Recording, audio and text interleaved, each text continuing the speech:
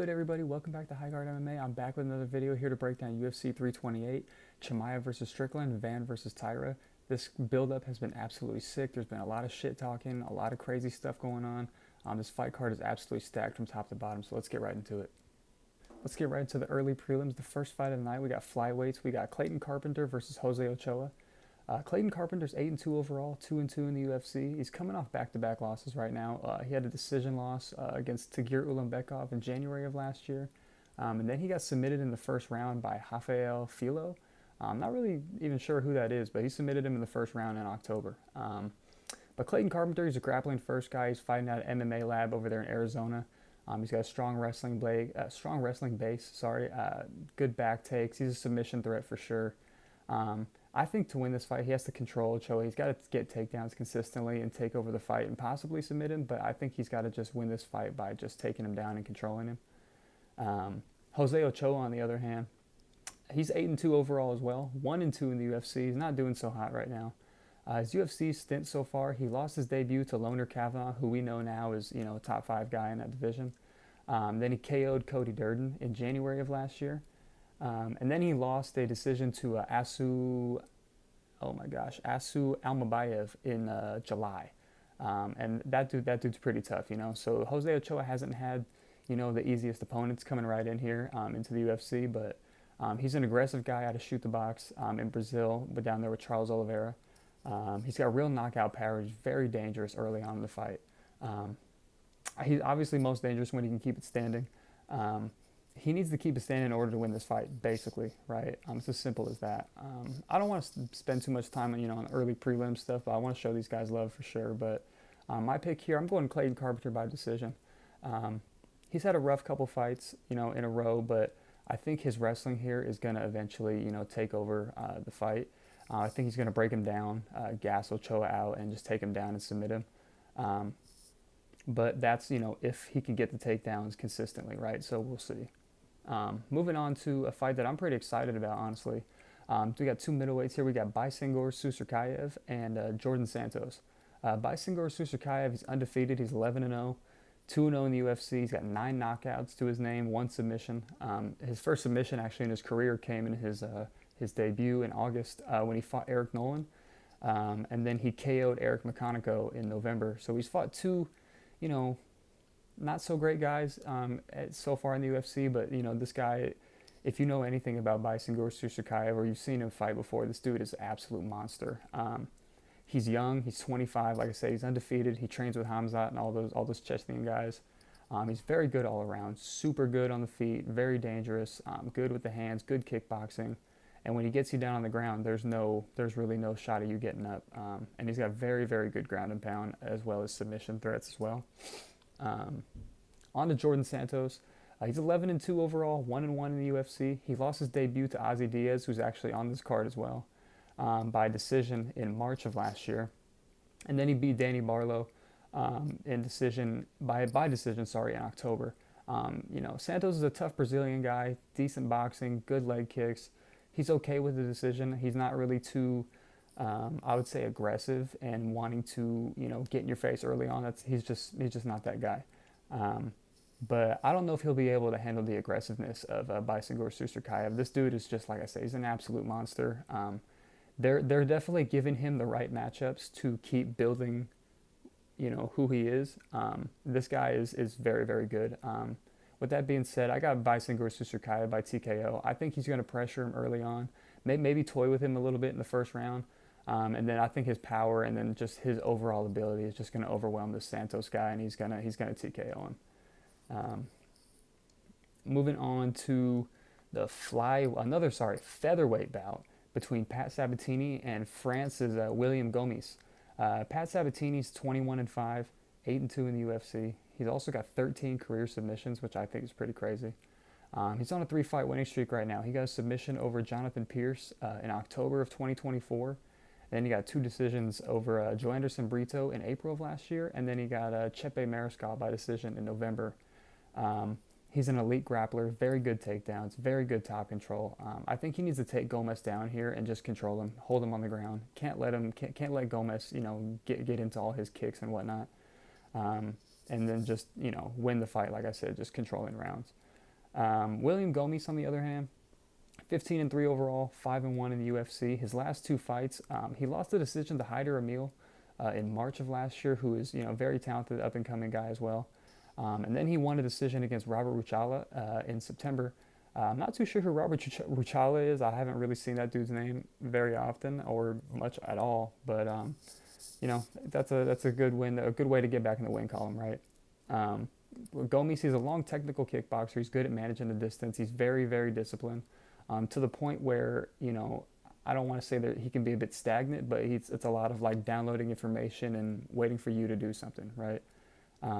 He can be hard to get a hold of and get a pressure because his footwork is really good as well. He's good at, moving around, bouncing around, and his ability to keep you at range with his kicks. He's very long. He's got good kicks to the body, good leg kicks. So, you could see him try to use that to get Pat Sabatini off of him. Maybe throw some knees up the middle, to try to catch Sabatini on a takedown. But I don't know. My pick here, I'm going Pat Sabatini by decision. I think the wrestling is just going to be the difference in the fight here. And I think if Gomes can't keep the fight standing, it's going to be a long, long 15 minutes for this man. So like I said, Pat Sabatini by decision. Moving on to the last fight of the early prelims, we got middleweights here. We got Roman Kopylov versus Marco Tulio. Roman Kopylov is 14-5 overall, 6-5 in the UFC. He's got back-to-back decision losses to Brazilians, and he's fighting another Brazilian. He fought Paulo Costa in July of last year, and then he fought Gregory Rodriguez in November of last year as well. And like I said, he lost both of those fights. But Roman Kopylov is a sharp kickboxer, very good body kicks, very good counters. He hasn't looked great in his recent fights. Like I said, he's off back-to-back losses against, two guys that are very tough as well. But I would say when he's on, he looks like a world beater. He is very, very good, very, very talented. He gets in a flow, and his strikes and his kicks is just, he looks amazing, right? He's got 12 career knockouts too, so he's definitely looking to finish a majority of the time as well. Marco Tulio, on the other hand, 14-2 overall. 2-1 in the UFC. He's got two nasty finishes to start off his UFC career over Iho Potieria in January of last year in his debut, and then he also KO'd Tresean Gore in April of last year as well. So pretty quick turnaround, for those two wins. And then he got KO'd by a spinning back fist by Christian Leroy Duncan, CLD. In November of last year. So we fought 3 times last year. He was fairly active. Obviously, he got KO'd, so he took some time off. And he hasn't fought, obviously, since November, so he's getting back in there in May. He's also fighting out of shoot the box in Brazil. He's very aggressive. He likes to pressure you early on, causes creative exchanges, and he hits very, very hard.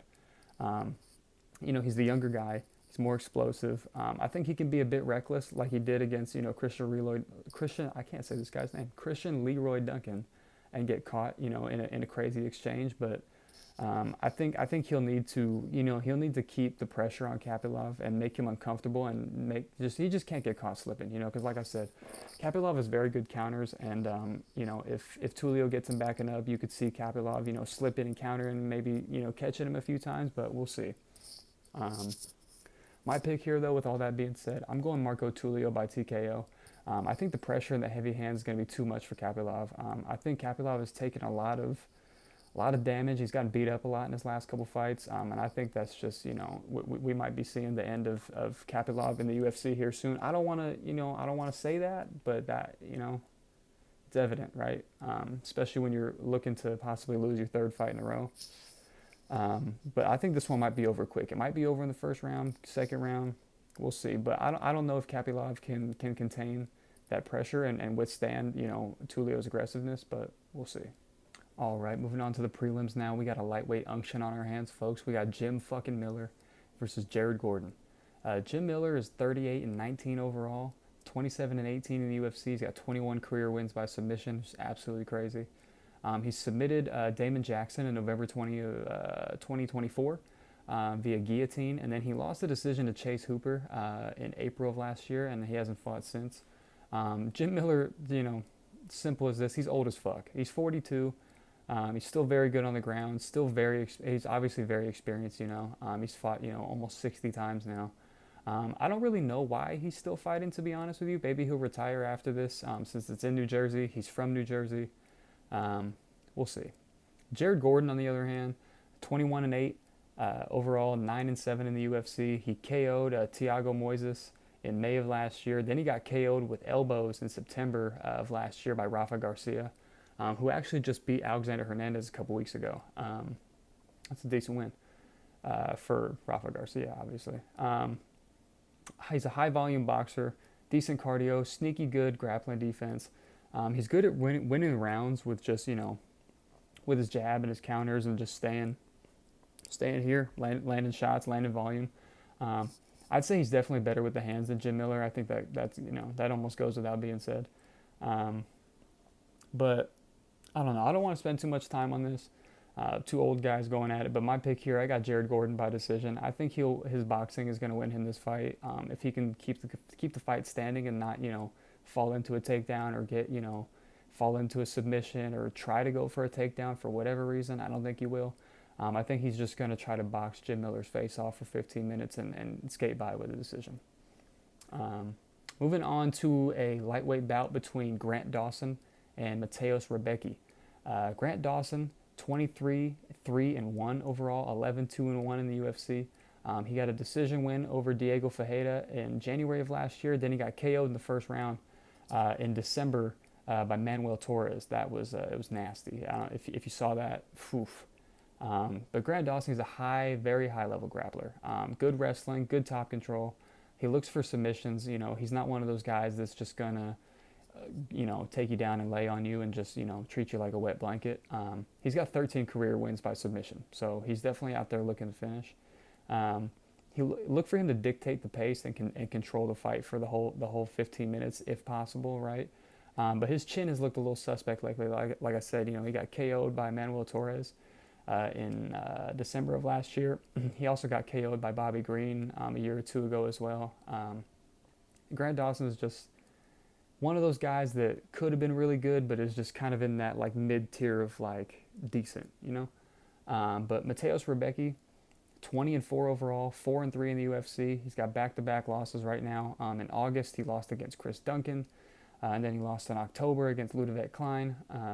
He's extremely aggressive, though, heavy hands, very chaotic. He's got pretty decent wrestling as well. He's got a pretty good chin. Every fight that he's been in, for the most part, has been a war, fight of the night kind of fight where he's all battered. The guy that he's fighting is all battered. It's he makes for good entertainment. He's a durable guy though. He does have a tendency to kind of gas out and tire out when he's forced into grappling heavy fights. He would prefer to just stand and bang with you for 15 minutes. I think he should not do that.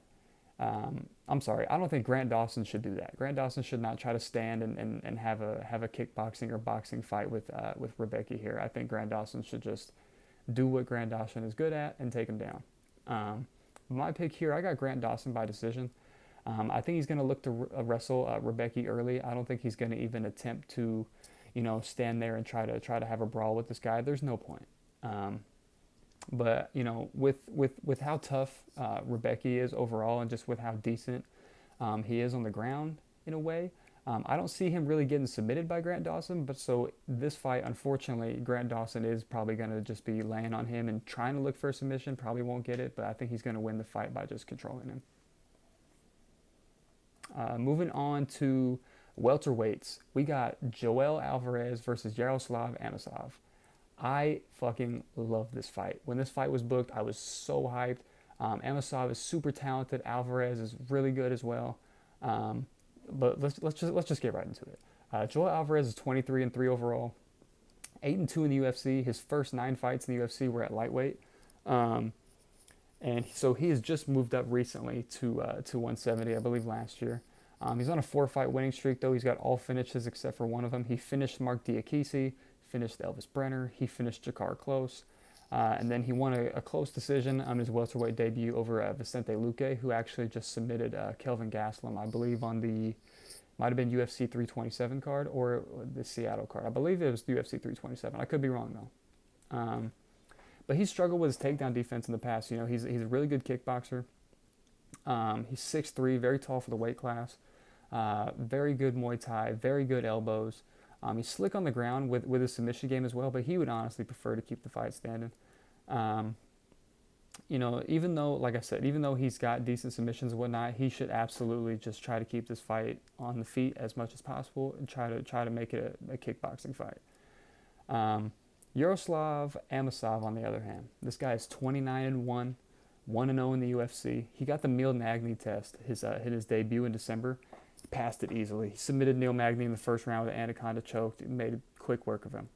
But say what you will about Neil Magny, right? But he's always going to be one of those staple guys at 170 until he retires.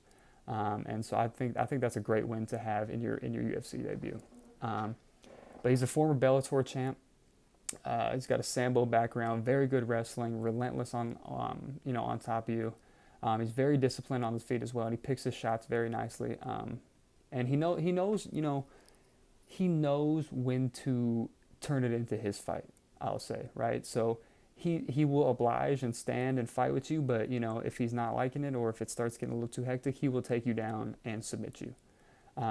My pick here, I got Yaroslav Amosov by decision. I think he does well on the feet for a little bit, like I said, and then I think he'll look to take Alvarez down and just hold him there and beat him up. I don't necessarily think he'll try to look to submit him, but we may see a ground and pound TKO, but I think more than likely we'll get a decision here. But yeah, like I said, I got Amosov by decision. Look for him to just mix it up a little bit, take him down, beat him up.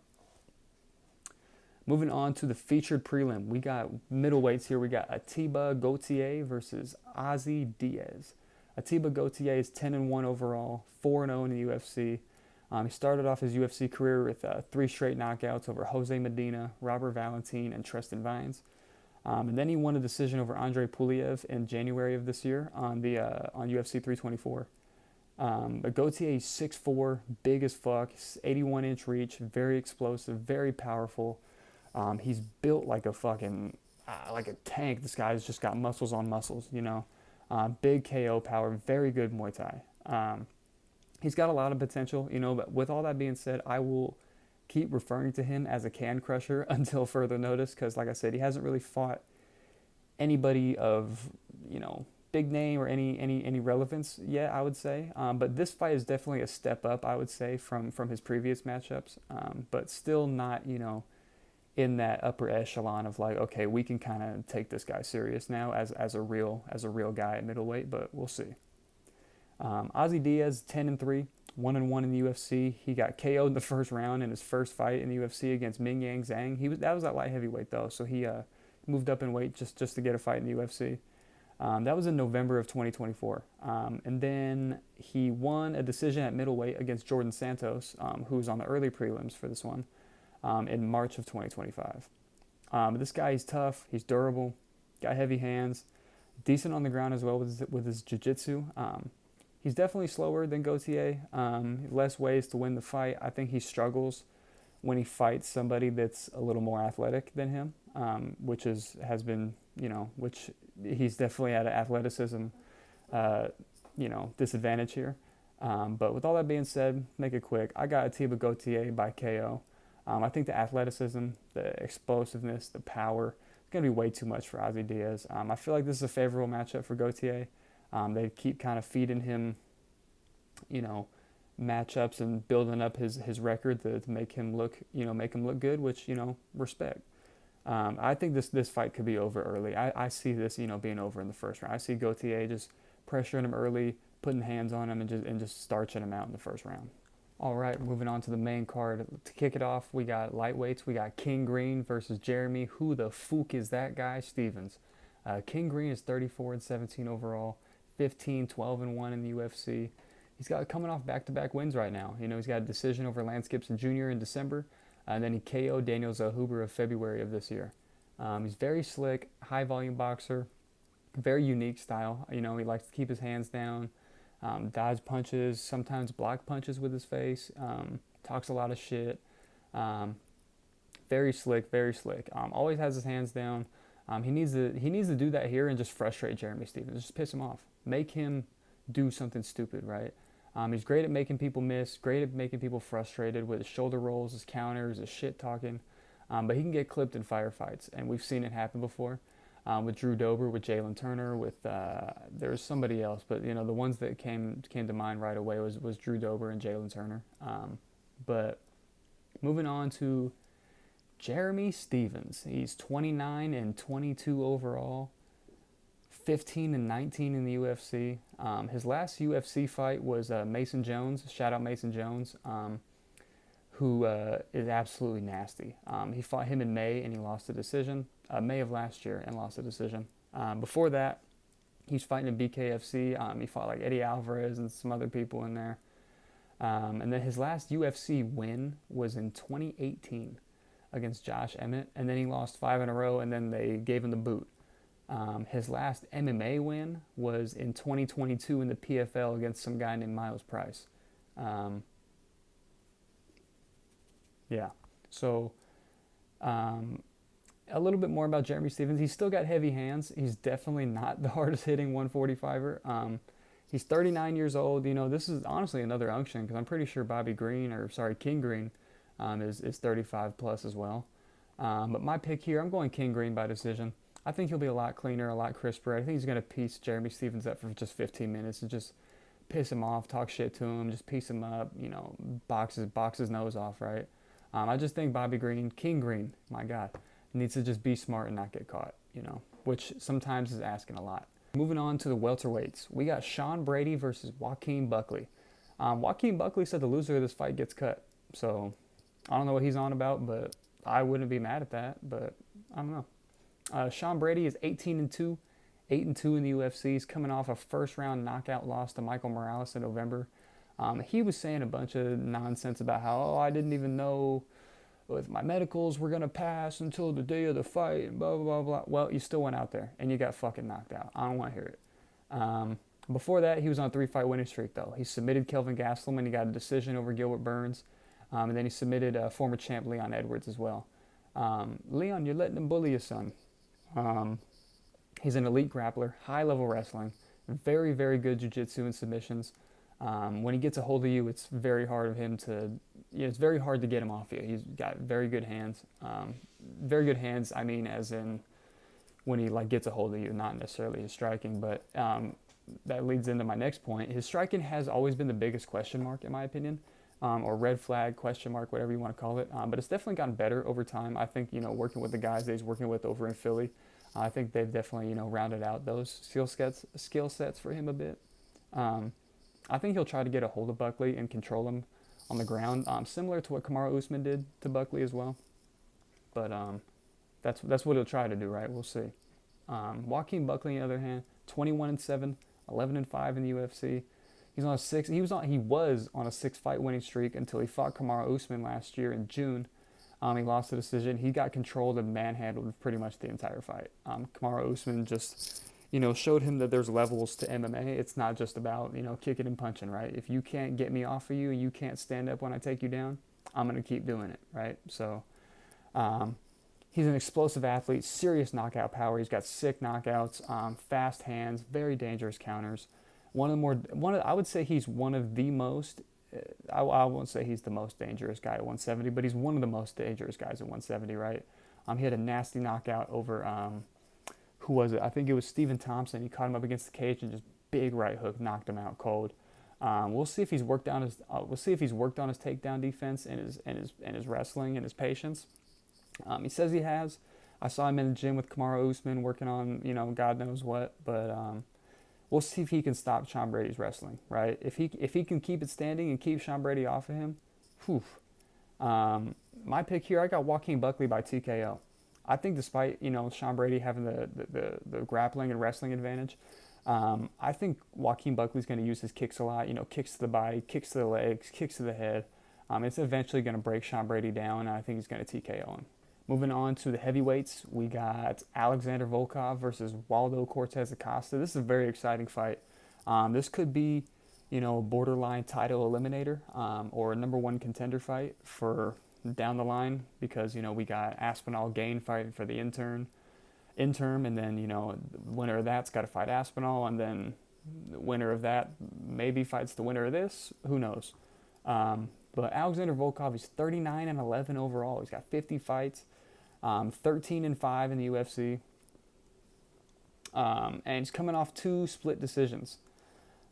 He lost a robbery, in my opinion, to Cyril Gane in December of 2025. I mean, December 2024. And then he had the split decision win over Jalton Almeida in October of 2025. He's a long, rangy, technical heavyweight with elite kickboxing. I believe he's like 6'7" or 6'8". He's a tall guy, sharp jabs, some of the best distance management in heavyweight, in my opinion. He's very good at picking guys apart at range, very good at, throwing body kicks and just throwing his jab out there, keeping you off of him, right? Which is very important, especially at heavyweight, when those big boys are coming to take your fucking head off, right? So he's won 5 out of his last 6 fights, and he's definitely looked a lot more aggressive recently, despite, his fights going to decisions and being split decisions. I think he's looked a lot better recently. I will continue to die on the hill that experience is a major edge here. I think Volkov sometimes can be a bit too safe, which will lead to split decisions like his last 2 fights. But I do think that he has looked better overall, and I could see him, doing a much better job here. But Waldo Cortez Acosta, 17-2, 10-2 overall. Salsa Boy, he's got 3 KOs in a row. He KO'd Ante Delija in the first round in November of last year. 3 weeks later, he KO'd Shamil Gaziev in the first round. And then this year, in January, I believe, on the UFC 324 card, he KO'd Derek Lewis in the second round. Waldo is a former baseball player. I believe he was a pitcher. He's got heavy hands, strong pressure, good durability. He's underrated. He's got underrated athleticism, especially for heavyweight. He's not a complete blob. He is on the heavier side, obviously, being a heavyweight, but he's definitely moves a lot better than a lot of those guys. He's dangerous in the pocket as well. Once he gets people in those little exchanges, he hits you really, really hard, very fast. This is a big step up for him, in my opinion, though, in competition. It's in terms of everything, right? Just because, like I said, Volkov is very experienced, got 50 fights, he's 6'7", he's long as fuck. So we'll see how he can deal with, the range and the kicks and just the overall Volkov experience, right? But my pick here, I was saying all these things about Volkov going to decisions and all that. I do have Volkov by decision. I think his length, his jabs, his kicks are going to be a lot cleaner in this fight than Cortez Acosta. I think that will win him the fight. Just, volume, just volume and strikes over time, just beating up the body, beating up the legs. He has to avoid a firefight, though. He can't get into this whole, macho thing where he's trying to stand and bang with somebody, especially at heavyweight. You cannot do that. And with a guy like Cortez Acosta, you don't want to do that because he will knock you the fuck out. But, like I said, if he does that, Alexander Volkov wins the decision 9 times out of 10, in my opinion. All right, we got the co-main event. We got the flyweight title on the line. We got the champion Joshua Van versus the challenger Tatsuro Taira. This is originally supposed to go down April 11th at UFC 327 in Miami, but Joshua Van had to pull out / reschedule due to a minor leg injury. I think they said it was like he pulled his hamstring or he banged his knee or some shit like that. I'm not sure. But Joshua Van, 16-2 overall, 9-1 in the UFC. He's on a 6-fight winning streak right now, capped off with winning the title over Pantoja in December. Pantoja suffered a very nasty arm / elbow injury in the first round. He threw a head kick, and then Joshua Van kind of slipped it and then pushed him. It was a very weird way to win the belt. Very strange, circumstances there, but, he's the champion now, right? So, in Joshua Van's words, if you're a black belt, you should know how to fall. I don't know where that logic came from, but hey. Joshua Van's very fast, high volume boxer, sharp combos, very, very powerful for flyweight, in my opinion. He's probably got the best hands at flyweight. That's just my opinion. His pressure and his output can drown you and just break you over the course of a fight, right? His biggest weapon is his tempo and his hands. He forces his opponents into uncomfortable exchanges, and he keeps a high pace. He's always in your face, always trying to make it a fight, which is we love that shit. But Tatsuro Taira's grappling is going to be the real test for him here. I think Pantoja honestly would have beat Joshua Van if he didn't hurt his arm, but who knows, right? But Tatsuro Taira, 18-1, 8-1 in the UFC, 2 finishes in a row. He submitted Hae-Sung Park via face crank in August of last year. Then he TKO'd Brandon Moreno in December, former champion Brandon Moreno, in December on the same card that Van fought Pantoja. He's an elite grappler, very good back takes, very strong on top, high level submission, threat. Some of the best grappling at 125, in my opinion, behind Pantoja. I think it's Pantoja, Taira, right? Um, and the gap, I don't know how big the gap is, but that's to be seen. He's very calm, very patient, very technical. He doesn't like getting into a firefight, but if the fight gets to the ground, he's a big, big, big problem. Biggest question here is whether he can handle Joshua Van's pace and his pressure and the amount of punches that are going to be coming his way, right? I don't know if he can. I don't know if he can. I don't think he even cares to know if he can, to be honest with you. I know he's been working on his boxing. I saw last year he was training a bit with at Inoue's gym in Japan, but that doesn't really mean a whole lot to me. But I expect him to try to get the fight to the ground early. I don't expect him to try to see if he can stand and bang with Joshua Van. Not a great idea. But I think he's going to try to get Joshua Van to the ground and try to beat him up, maybe submit him. But Van's defense, takedown defense and grappling, and I think has been pretty underrated in my opinion. We haven't seen much of it, but he says he works on it, and people in his gym say that he's a very good grappler and very good jiu-jitsu, but we've yet to see it, right? But with all that being said here, folks, I'm going and still Joshua Van with the win here. I think his pace, his striking volume, his anti-wrestling is going to win him the fight. But I think, if Taira gets consistent with the grappling and gets Van down over and over again as the fight goes on, it could turn the other way pretty quickly, right? But I don't know. I don't really know if Tatsuro Taira can do that just yet, right? So I'm going Joshua Van and still. I'm going maybe I wasn't gonna give a how on this one because I wasn't too sure, but I'm gonna go Joshua Van by decision. Now, we have the main event. The middleweight title is on the line. We have the champion, Khamzat Borz Chimaev, taking on the challenger, the American Psycho, Sean Strickland. These guys have real serious beef. The whole build-up to this fight has been absolutely crazy. I can't say a whole lot of what these guys were saying about each other, but there was talks of ending people's you-know-whats and calling people goat fuckers and all types of crazy shit going on. It's been absolutely crazy.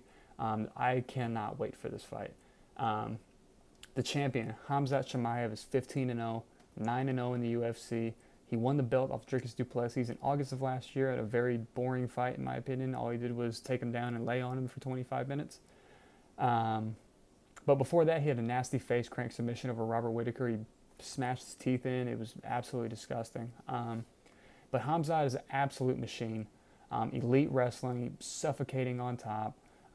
He's made most of his opponents just look absolutely like nothing, like it's just been too easy for him, with the exception of Kamaru Usman, I believe, and Gilbert Burns. He's got a crazy pace, but once he gets his hands on you, it's pretty much a wrap. If you can't get him off, it's pretty much over. He's very good on the feet as well. Very slick kicks, very good boxing. He's dangerous everywhere, like I said. Striking. Elite grappling, relentless pressure. His biggest weapon, is forcing the chaos, breaking you mentally with his wrestling and controlling you. Because I think, you probably lose a lot of motivation when another, guy that you're fighting is taking you down and you can't do anything about it, and then you can't get up. Like, that's got to be demoralizing, right? But I think his explosive takedowns and his top control should pretty much allow him to dictate the fight anywhere it goes. But that's if he can get Strickland to the ground and keep him there, right? Moving on to the challenger, Sean Strickland. He's 30-7 overall, 17-7 in the UFC. He's a former champion. He lost his second chance at the title in a rematch versus DDP in February of last year. Then in February of this year, he TKO'd Anthony Hernandez in the third round and earned himself another shot at the title. He looked very, very good in that fight. He just beat the absolute dog shit out of Anthony Hernandez and broke him down, that was a main event, so he had 25 minutes. He did in the third round, right? And we don't see Sean Strickland get finishes often, but when we do, they look pretty damn good. He's a volume boxer, one of the best jabs, in all of MMA, in my opinion. He's got some of the best teep kicks in all of MMA, in my opinion. His defense is, very traditional Philly shell. He's a high guard. He likes to, shout out to High Guard MMA. But he thrives on pressure. He thrives on, getting in your face, backing you up, with volume is a Sean Strickland fight. And he makes you fight at his pace. And if you can't fight at his pace, we saw what happened with Anthony Hernandez. Sean Strickland, he's very durable. He doesn't get finished a whole lot. The only, time I can remember him getting finished, and I'm sure he has maybe after this, but, the only time I remember is, when Alex Pereira caught him with a left hook a few years ago. He's hard to break, though, despite what people say about Sean Strickland, and he's a circus and whatnot. He's not a quitter, in my opinion. He's hard to keep down if you can take him down. We saw that in both DDP fights. DDP was able to take him down relatively easy, right? But he wasn't able to keep him there. Sean Strickland was right back up on his feet, right back on the jab, right back on the kicks, But obviously, the biggest question here is, can you stop Khamzat Chimaev's takedowns? Can you get up if he takes you down? We haven't really seen anybody do it, right? Especially in the last fight, when he took on DDP to win the title last year. Just absolutely ragdolled him and was just kept him on the ground the entire fight. And the only time DDP got up was when the fucking round was over, and stuff like that is crazy, Strickland has said that he broke Khamzat in training and made him quit and do all these things, and said that he wasn't shit and he was just beating up on little guys at the gym. And so Strickland stepped in and was like, oh, I got this. And he said that Khamzat couldn't take him down, couldn't hold him down, all this shit. And then he made Khamzat quit. Khamzat said pretty much the same thing, right? He said the opposite about Strickland. He said he had his way with Sean Strickland. He beat him up. He made Strickland quit, and all these things, all the beef and all these things that are coming out about, this fight and these guys, and all the shit talking is it's all leading up to Saturday night. And as far as, these guys training together and who broke who and who did this to who, I wasn't there, right? This is all hearsay, and so I can't tell you. I wasn't there, right? But with all that being said, my pick here, I'm going and new Sean Strickland by decision. I think, like I said, he's not a quitter. I think if he's able to manage the takedowns and defend them and get up quickly, he can possibly tire out Khamzat, and break him down and wear him out. He needs to keep Khamzat off of him with his jab, with his kicks, keep him backing up. He can't let Khamzat pressure him, because that's, when the fight ends. I think the more he's able to land to the body, he's obviously going to be able to wear out Khamzat. So he's got to keep throwing those kicks up the middle, maybe throwing some side body kicks as well. But volume and pressure is going to win Sean Strickland this fight. He cannot let Khamzat get going early, can't let him take him down when he's dry and hold him. He needs to push the pace as much as possible, make Khamzat fight at the pace that Sean Strickland fights at. All right, folks, those are my picks and predictions for UFC 328. Stay tuned for Saturday night. We'll see how this fight card plays out. I will say Thursday night, May 7th, I will be going live on TikTok once again to be discussing this fight card and whatever else UFC related people want to talk. So check out I'll have the link to my TikTok below, and I'll be posting on Instagram and TikTok as well with reminders about me going live, and we can discuss these fights together. But until then, High Guard MMA, we out.